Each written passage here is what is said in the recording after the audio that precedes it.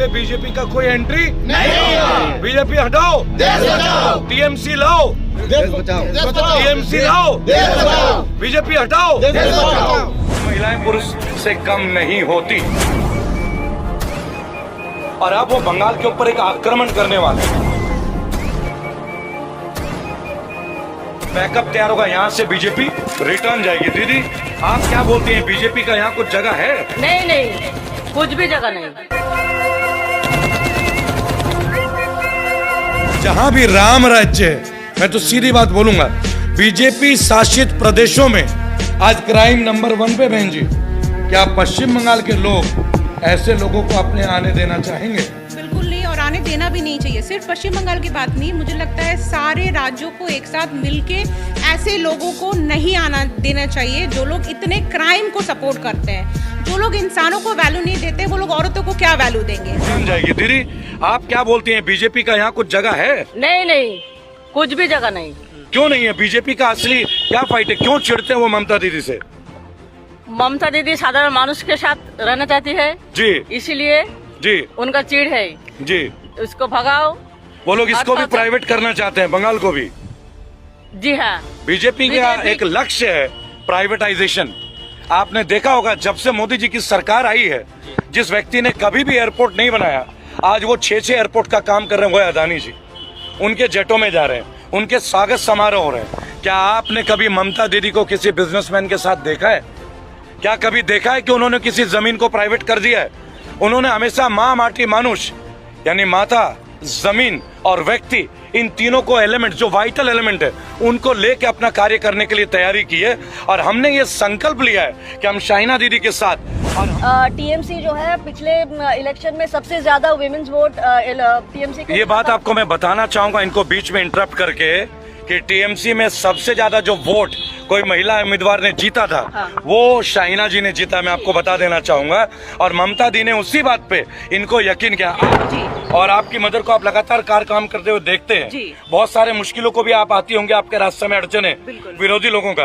क्या लगता है इस बार चुनाव में दीदी के साथ हम लोग मिलकर दीदी को जिताएंगे? बिल्कुल जिताएंगे, हम लोग जिताएंगे। लोग हैं, पब्लिक है, औरतें हैं, मर्द है, मुझे लगता है सब लोग दीदी के साथ है। दीदी जो काम करती है हमारे लोगों के लिए जी, वो अगर लोग ख्याल रखेंगे, वो अगर लोगों ने अप्रिशिएट किया, तो मुझे लगता है बिल्कुल दीदी को आना चाहिए और दीदी ही आएंगे। अच्छा, एक ममता दीदी को जानते हैं, जानते हैं, मोदी जी को भी जानते हैं, जानते हैं कौन पसंद है?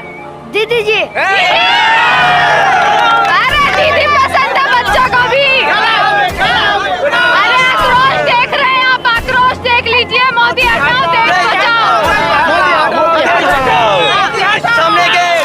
अरे प्रधानमंत्री है देश के। हटाओ मोदी, ममता दीदी को प्रधानमंत्री बना के।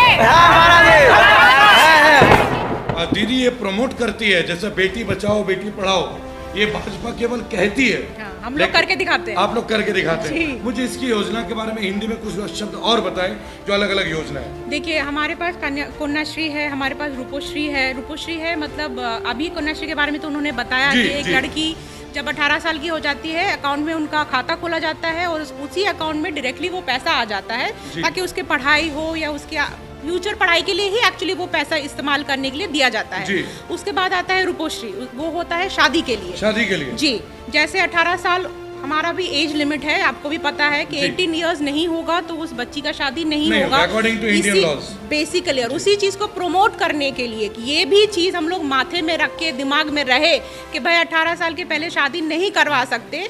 18 साल की होगी लड़की, जो लड़का है जिसे शादी होगी वो 21 साल का होना चाहिए।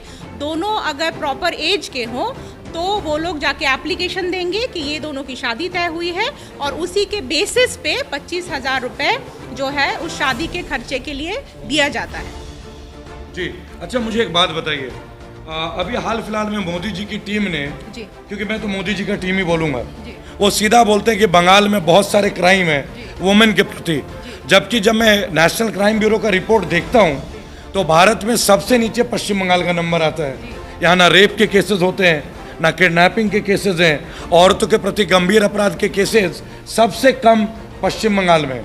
तो मोदी जी ऐसा क्यों करते हैं, भाजपा की टीम ऐसा क्यों करते हैं? देखिए, बोलने के लिए तो इंसान कुछ भी बोल बोल सकता है, मैं भी आज बोल सकती हूँ कि मेरे ऊपर बहुत अत्याचार हो रहा है या मेरे ऊपर बहुत अत्याचार किया गया है, लेकिन सच्चाई हम जानते हैं और सच्चाई जो जानता है मुझे लगता है उसी के सामने अगर उसी से पूछो तो पता चलेगा।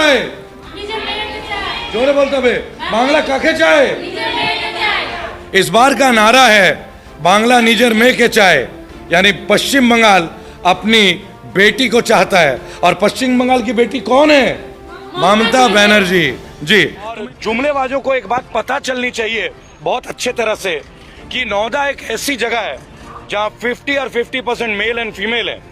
और आप ये समझ लीजिए बंगाल में ममता दी सबसे ज्यादा औरतों को प्रमोट करती हैं, केवल दिखाने के लिए नहीं, केवल एड्स के लिए नहीं, उनको सीट्स दिया जाता है, उन्हें उस जगह पे खड़े होने का एक मौका दिया जाता है कि आप अपने स्थान में जाके वो काम करें और कंधे से मिला के साबित करें कि महिलाएं पुरुष से कम नहीं होती। जब भी मैं उत्तर प्रदेश मध्य प्रदेश की घटनाएं देखता हूँ और जब भी गुजरात का घटना देखता हूँ और अब वो बंगाल के ऊपर एक आक्रमण करने वाले हैं। जब दीदी के लोगों से हमारी मुलाकात हुई, दीदी हमारे यहाँ सभी को बोलते हैं, आपको मैं बता दें, पर हम सबकी दीदी केवल एक है, वो है ममता दीदी। कौन है? ममता दीदी। और ममता दीदी का जो विश्वास है इस इलाके को लेके, 2019 के पश्चात शाहीना जी यहाँ के मौजूदा विधायक हैं नौदा में, और एक बहुत बड़ा एक्सपेक्ट है, एक एक्सपेक्टेशन है गवर्नमेंट को इनको लेके, तो पुनः इन्हें टिकट दिया गया। और आप देख सकते हैं कि सुबह से लेकर रात तक ये 24 घंटे तैयार है अपने क्षेत्र के उत्थान के लिए। तो और रेबल फाउंडेशन ने डिसाइड किया कि हम सत्य के साथ चलेंगे और टीएमसी सत्य के साथ है। यहाँ के लोग जमीनी स्तर पर रखते हैं। मैडम कोई 10 लाख का कोट नहीं पहनती है क्या मैडम आप? नहीं पहनते ना। ममता दीदी का क्या लोगों के प्रति संदेश है, क्या बोलती हैं वो, आप बताइए अपने कार्यकर्ताओं को। दीदी কি বলেন ওটা বলুন আপনি। দিদি তো আমাদের সাধারণ মানুষের সঙ্গে মিলে থাকেন, উনি আমাদের কথা সবসময় ভাবেন। জি, সব সময় উনি ভাবেন সাধারণ মানুষ কি করে বাঁচবে, কি করে খাবে, কি করে চলবে। मैं इसको हिंदी में अनुवाद करके एक बात बता देना चाहूंगा। शाहीना जी का ये बात कहना है कि ममता दी सादगी में यकीन करती हैं। आप देख सकती हैं दीदी को इस वक्त भी, ये दीदी की बेटियां हैं, मेरी बहन है दोनों, और आप देख सकते हैं कि सब एक दूसरे के साथ यहाँ दिखावा नहीं है। यहाँ सनरूफ की गाड़ियों में लोग नहीं घूमते, यहाँ BMW फॉर्च्यूनर का दिखावा नहीं है। यहाँ जमीनी स्तर पे कि दीदी सবার সাথে কানেক্টেড আছে কিনা, জোরে বলবে আছে কিনা, এবারে জিতবে কিনা, এবারে কি হবে, এবারে কি হবে, লম্বা লম্বা চুল দাড়ির मोदी बाबू। देश इस बार तैयार है, बंगाल इस बार तैयार है। बंगाल से बीजेपी का बैकअप तैयार होगा, यहाँ से बीजेपी रिटर्न जाएगी। दीदी आप क्या बोलती हैं, बीजेपी का यहाँ कुछ जगह है? नहीं, कुछ भी जगह नहीं।